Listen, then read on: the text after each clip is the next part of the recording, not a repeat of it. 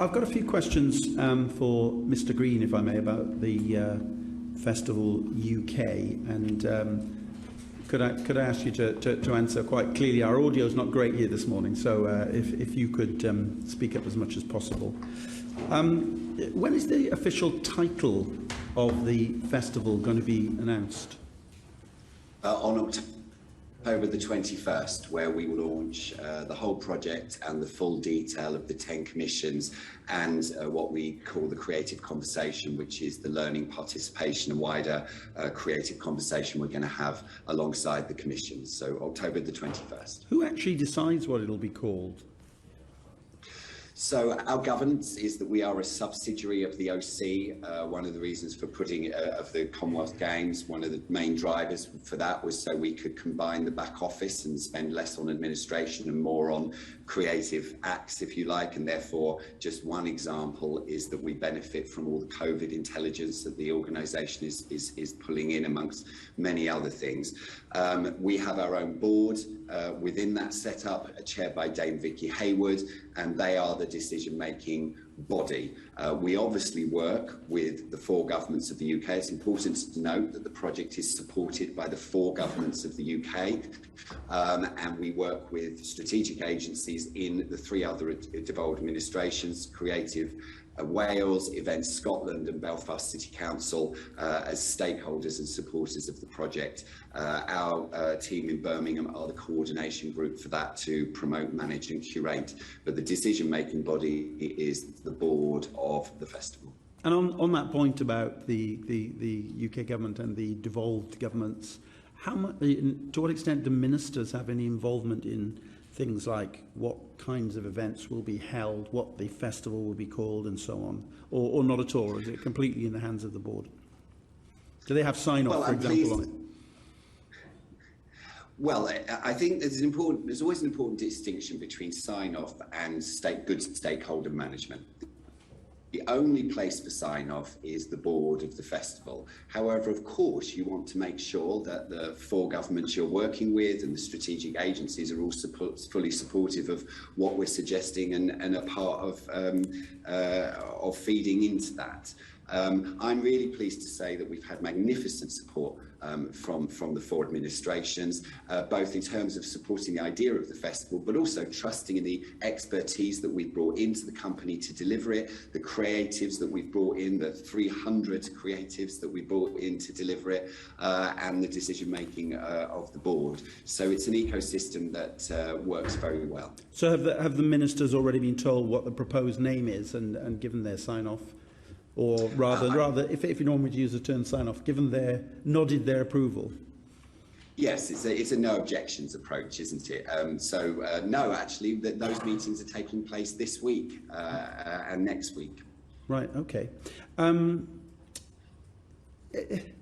the fact that we haven't even got a name for it yet, although we're getting one on October the 21st, as you said, indicative of the fact that no one really knows what this festival's all about? No, I see it the other way round. It's something new. We were encouraged to try something new, and I didn't want to name the project until we knew its content. And so that would feed into it. So we started the R&D process. We funded over 500 organisations and creatives, included 100 freelancers to do the R&D on that right in the heart of the pandemic. And once we'd found the 10 commissions, we then set about using the content of the 10 commissions to feed in what it should be called. And I think it's an interesting way round to do it, so that sort of cart and horse, etc. Okay, that is very interesting. Have you actually found out what people think about it in the course of all this work, the public, and what their view of the festival is, what they might want from it, and even if they've even heard of it? So there's two sides to that. If you go into the specifics of the projects and the specifics of the festival, because we haven't launched it yet, it's very difficult to track opinion around that. But what we have done significant research in is around the population of the UK's feelings around creativity and creative events. And it threw up some really interesting and positive results around people, how they view creativity in others, how they view creativity in themselves, and an overwhelming response that they see great value in large-scale creative events happening. And of course, we have a long history in the UK of delivering such events. How much of the budget will go on actually producing, cultural outcomes, cultural products, cultural events? The majority of it, actually. I'm just looking to see if I've got the exact figure, and if I haven't, I can write to you afterwards and do it. But we've got 10 commissions that are funded between £6 and £8 million each. We have the creative conversation budget, and of course the engagement budget to bring people into that. So the majority of our funding goes on public-facing activity. My final question, how are you articulating the aims of the festival to try and get all parts of the UK to, gather around it and unite around it as an event, given that it did have a somewhat of a rocky start when it was initially announced?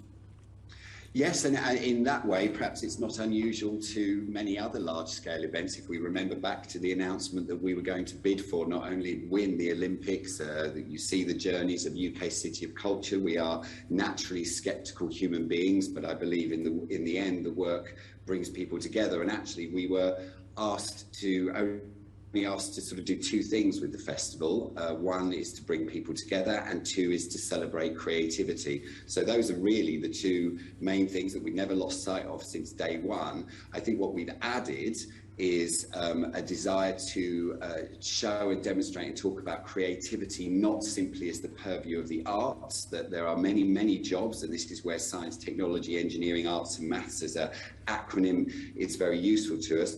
Many jobs where the basis is creativity, and in fact the future of jobs and skills is largely about bringing all of those together as we travel through this arguable fourth revolution of the digital revolution. There was a Bank of England report some time ago which said that jobs where creativity is the core skill required will increase by 30% in the next 10 years.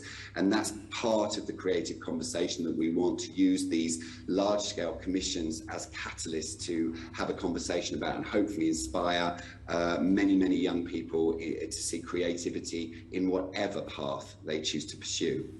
Okay, thank you. Back to you, Chair.